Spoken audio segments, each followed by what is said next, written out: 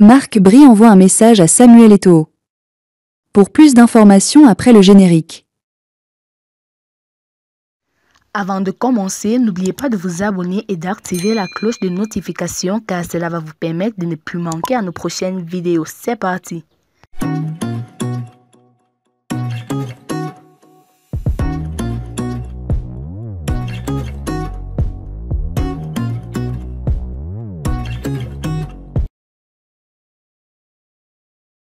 Alors que la tension entre Marc Bry et la FECAFOU menée par Samuel Eto'o ne faiblit pas, le sélectionneur des Lions indomptables a tenu à clarifier sa position concernant l'imbroglio autour de la composition du banc de touche.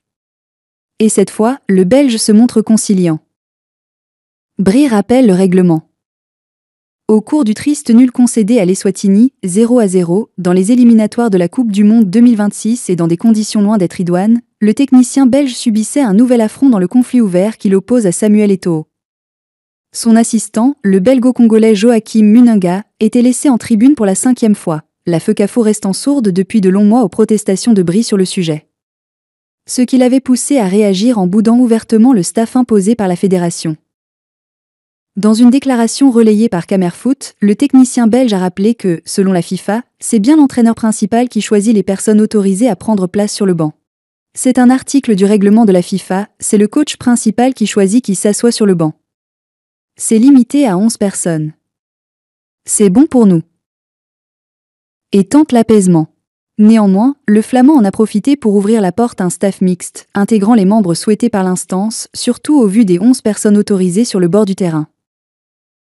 Ils peuvent aussi mettre leurs gens qui feront de leur mieux. Ils méritent ça. Mais quand tu vois que ceux dont tu as besoin sur le plan tactique ne sont pas autorisés à être sur le banc. Ce n'est pas une excuse, mais c'est quelque chose qui avait besoin d'être dit.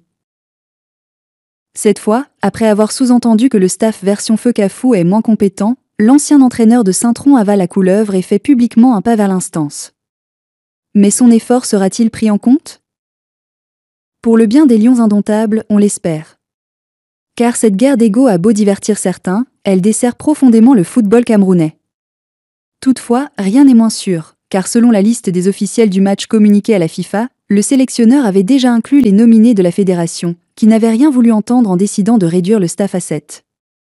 Éliminant en premier lieu Joachim Munenga qui, on l'aura compris, est cher à Marc Bry.